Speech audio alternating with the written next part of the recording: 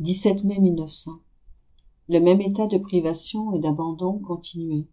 Je me trouvais hors de mon corps, et j'ai vu un déluge accompagné de grêle. Il semblait que plusieurs villes étaient inondées, et qu'il y avait beaucoup de dommages.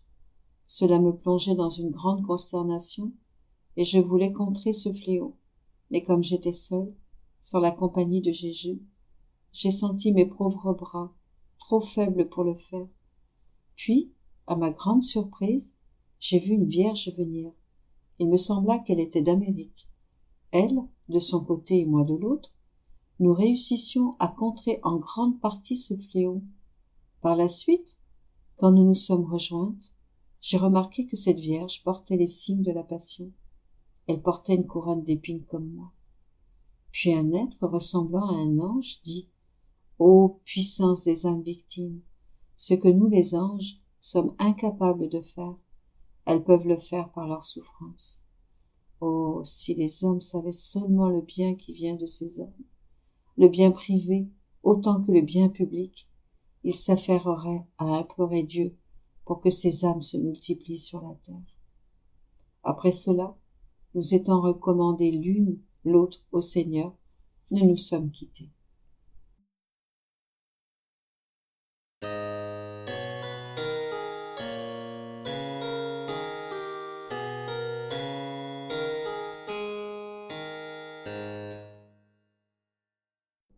17 mai 1925.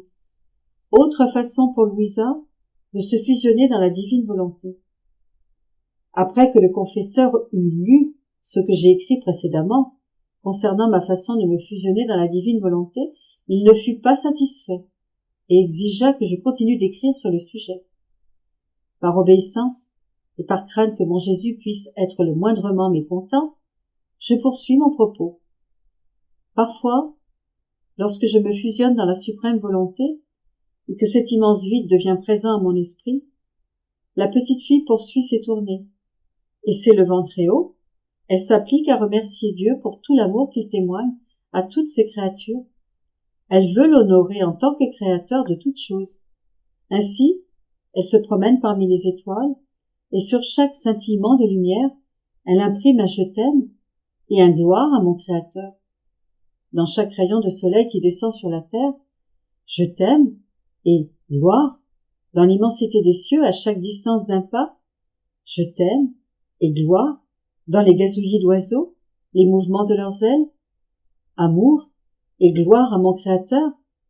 Dans les brins d'herbe émergeant du sol, dans les fleurs qui éclosent et leurs parfums qui montent, amour et gloire.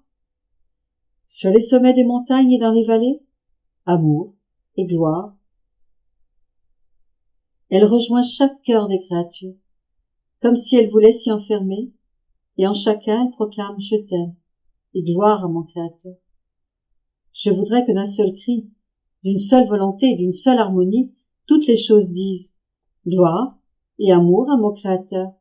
Ensuite, comme si elle avait tout réuni, afin que toute chose offre un retour d'amour à Dieu et lui rende gloire pour tout ce qu'il a réalisé dans la création, elle s'amène à son trône et lui dit « Ô suprême majesté et créateur de toutes choses, cette petite enfant vient dans tes bras pour te dire que toute la création, au nom de toutes les créatures, te rend un retour d'amour et une juste gloire pour tant de choses que tu as créées par amour pour tous.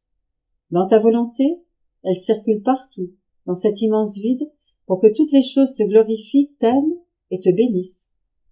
Et puisqu'elle a harmonisé l'amour entre le Créateur et la créature, amour rompu par la volonté humaine, et la gloire que tous te doivent, fais descendre sur ta terre ta volonté, afin qu'elle renforce toutes les relations entre le Créateur et la créature. De cette façon, toutes les choses reviendront à l'ordre premier établi par toi. Agis vite, ne tarde plus. Ne vois-tu pas à quel point la terre est corrompue? Seule ta volonté connue et régnante, peut arrêter cette débâcle et tout sécuriser.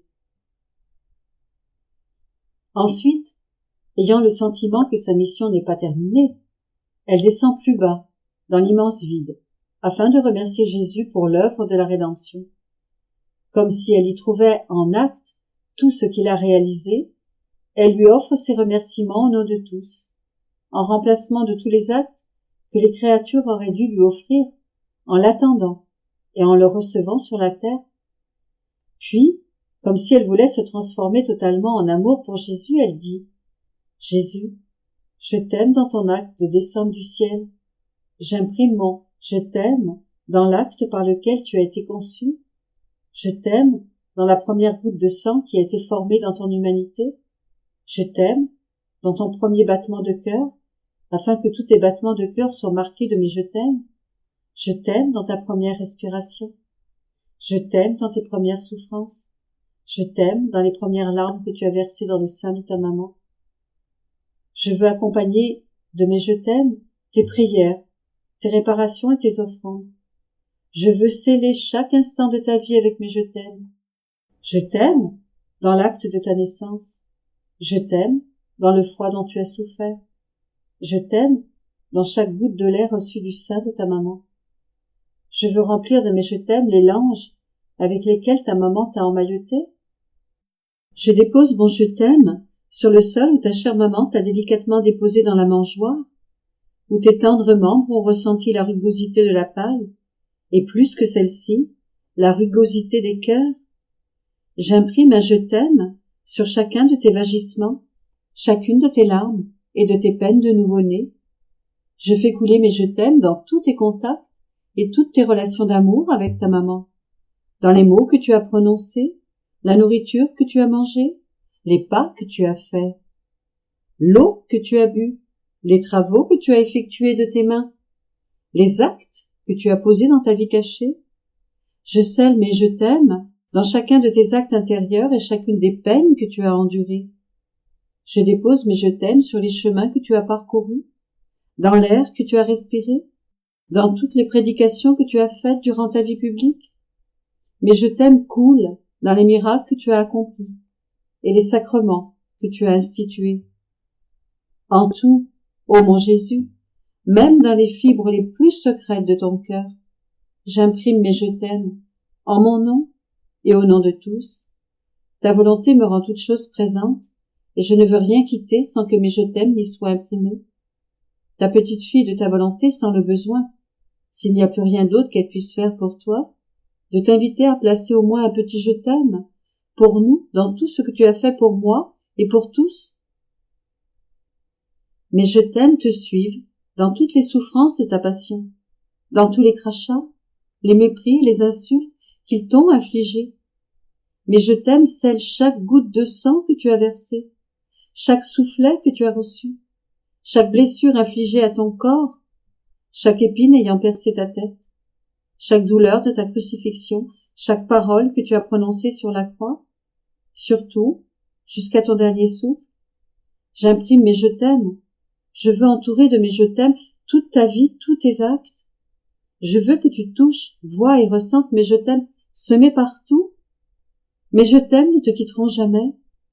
Ta volonté est la vie de mes je t'aime. Et sais-tu ce que cette petite fille désire? Que la divine volonté que tu aimes tant et que tu fis durant toute ta vie sur la terre se fasse connaître de toutes les créatures, afin que toutes l'aiment et l'accomplissent sur la terre comme au ciel. Elle veut te gagner par son amour, afin que tu donnes ta volonté à toutes les créatures. Oh, rends heureuse cette petite qui ne veut rien d'autre que ce que tu veux, que ta volonté soit connue et règne sur toute la terre. Maintenant, je crois que l'obéissance a été observée, si l'on peut dire. Il est vrai que j'ai eu à omettre bien des choses, autrement, je n'aurais jamais fini. Pour moi, me fusionner dans la volonté suprême est comme me placer devant une fontaine jaillissante, et chaque petite chose que j'entends ou vois, ou encore une offense faite à mon Jésus, est une occasion nouvelle de me fusionner dans sa très sainte volonté. Je veux terminer en écrivant ce que Jésus m'a dit à la suite de ce qui précède. Ma fille, tu dois ajouter une autre chose sur la fusion dans ma volonté. Il s'agit de se fusionner dans l'ordre de la grâce, dans tout ce qu'a fait et fera le sanctificateur, le Saint-Esprit, pour ceux qui doivent être sanctifiés. Nous, les trois personnes divines, nous sommes toujours unis dans notre action. La création est attribuée au Père, la rédemption au Fils, et la réalisation du que ta volonté soit faite au Saint-Esprit. C'est de lui dont il s'agit quand tu viens devant la suprême majesté et dis « Je viens vous retourner votre amour pour tout ce que le sanctificateur accomplit envers ceux qu'il sanctifie. Je me place dans l'ordre de la grâce afin de pouvoir vous offrir la gloire et le retour d'amour que vous auriez reçu si tous étaient devenus saints et faire réparation pour toute opposition ou manque de correspondance à la grâce. Et, dans la mesure où tu en es capable, tu cherches dans notre volonté les actes de l'Esprit sanctificateur pour faire tien sa peine, ses secrets gémissements et ses soupirs angoissés dans le tréfonds des cœurs, parce qu'il y est si mal accueilli. Et comme son œuvre fondamentale est de placer notre volonté dans l'âme en tant que l'acte complet de la sanctification, alors, en se voyant rejeté, il gémit dans des lamentations inexprimables. Et toi, dans ta simplicité enfantine, tu lui dis « Esprit sanctificateur, à toi, je t'en prie, fais connaître à tous ta volonté, afin que la connaissant, ils puissent l'aimer et accueillir en eux ton acte fondamental, celui de leur complète sanctification qui est ta très sainte volonté. Ma fille, les trois personnes divines sont à la fois inséparables et distinctes, et c'est ainsi qu'elles veulent manifester leurs œuvres aux générations humaines. Bien qu'elles soient un, chacune veut manifester individuellement son amour pour les créatures et son action propre envers elles.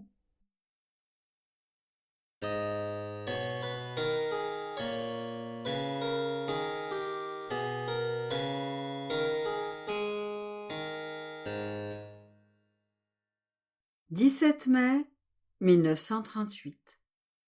L'âme est la voix, le chant et les mains pour jouer de l'instrument. Le corps est l'orgue. Le divin vouloir veut les plus petits actes afin de faire lever son soleil. Ce que le soleil sème sur la terre, ce que la divine volonté sème. Le mariage que Dieu prépare avec ses vérités.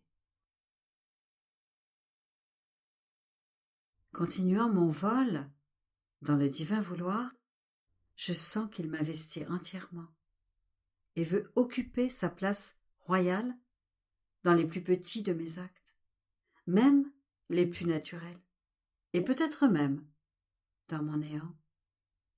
Et s'il ne le faisait pas, il ne pourrait pas dire que la plénitude de sa volonté règne dans la créature. Mon cher Jésus, répétant sa brève petite visite, toute bonté, me dit « Ma fille, tout ce qui est sorti de nous, l'âme et le corps, a été formé par nous de nos mains créatrices. Tout doit donc être nôtre. Nous avons fait du corps un orgue, et chaque acte qui devait être fait pour accomplir la divine volonté aurait dû former une clé qui devait contenir de nombreuses notes et des concerts de musique tous distincts les uns des autres. Et l'âme devait être celle qui, en union avec le corps, devait former la voix, le chant, et en touchant ces clés, elle aurait dû former la plus belle des musiques. Mais un orgue sur lequel personne ne joue est semblable à un corps mort. Il ne peut divertir, ni réjouir personne. Et celui qui connaît la musique, s'il ne possède pas d'instrument pour jouer, ne peut pas pratiquer son art. Il est donc nécessaire d'avoir quelqu'un qui parle, qui agit, qui a la vie pour former de la belle musique. Mais il faut également l'instrument qui contienne les clés, les notes et tout le reste. Les deux sont nécessaires. C'est le cas avec l'âme et le corps. Il y a entre les deux une harmonie, un ordre et une union qui font que l'un ne peut rien faire sans l'autre. C'est pourquoi je veille avec attention sur tes pas, tes paroles, le mouvement de tes pupilles, tes plus petits actes, afin que ma volonté y ait sa vie, sa place. Peu importe si l'acte est naturel ou spirituel, grand ou petit, mais nous regardons attentivement pour voir si tout est à nous, si notre vouloir a fait lever son soleil de lumière, de sainteté, de beauté et d'amour, et nous nous servons même des plus petits actes pour accomplir nos plus merveilleux prodiges et former les plus belles scènes pour notre divertissement. N'est-ce pas à partir de rien que nous avons formé les merveilles et l'enchantement de toute la création? Dans la création de l'homme, n'est-ce pas à partir de rien que nous avons formé tant d'harmonie, au point de faire l'homme à notre image et à notre ressemblance? Ma fille, si la création ne devait nous donner que ce qui est spirituel, elle nous donnerait fort peu. Au contraire, en nous donnant même ses plus petits actes naturels, elle peut toujours nous donner. Nous sommes en relation continuelle, et l'union entre nous et la créature ne s'interrompt jamais. Mieux encore, les petites choses sont toujours présentes, chez les petits comme chez les grands, chez l'ignorant comme chez le savant. Respirer, se mouvoir, se servir de choses personnelles, ce sont des choses que tout le monde doit faire et continuer à faire. Et lorsque ces choses sont faites pour l'amour de nous, pour que nous formions la vie de la divine volonté en elle, voilà notre triomphe, notre victoire, et la raison pour laquelle nous avons fait la créature. Vois-tu alors combien il est facile de vivre dans notre vouloir? Il n'est pas nécessaire de faire des choses nouvelles, mais plutôt ce que l'on fait toujours, c'est-à-dire vivre sa vie comme nous l'avons donnée, dans notre volonté. Après quoi, mon doux Jésus ajouta: Ma fille, tout comme le soleil sème chaque jour lumière, chaleur, douceur, parfum, couleur et fécondité, avec diversité, pour embellir ainsi toute la terre, et que par le toucher de sa lumière et la formation de sa chaleur, il féconde les plantes, les fait mûrir, produit la variété des couleurs et des parfums dans les fleurs, pour le doux enchantement des générations humaines. Il en va de même pour celle qui vit dans ma volonté. La divine volonté surpasse l'action du soleil et sème en celle qui vit en elle lumière, amour, variété de beauté et de sainteté, donnant à chaque semence la divine fécondité. Et, comme il est beau de voir cette créature embellie, fécondée par notre divine semence, la beauté de cette créature est extraordinaire, au point de faire l'enchantement de nos pupilles divines. Ma fille, pour recevoir la semence du soleil, la terre, les fleurs et les plantes doivent accepter de recevoir le contact de sa lumière et de sa chaleur. Sinon, le soleil restera dans les hauteurs de sa sphère, sans pouvoir agir sur la terre qui sera stérile, sans fécondité, ni beauté, car pour donner et recevoir un bien, il est nécessaire d'avoir une union, un accord de part et d'autre, sans quoi il est impossible à l'un de donner et à l'autre de recevoir. De la même manière, l'âme, pour recevoir la semence de ma volonté, doit vivre en elle. Elle doit être toujours en union avec cet accord. Elle doit se rendre malléable pour recevoir la vie nouvelle que ma volonté veut lui donner. Sinon, ma volonté fait comme le soleil. Elle ne sème pas et la créature demeure stérile sans beauté, dans l'obscurité de sa volonté humaine. C'est pourquoi je veux que l'âme vive dans mon vouloir, non seulement pour que je puisse semer, mais afin que ma semence ne soit pas perdue. Je me fais cultivateur, afin de produire les plus grandes variétés de beauté.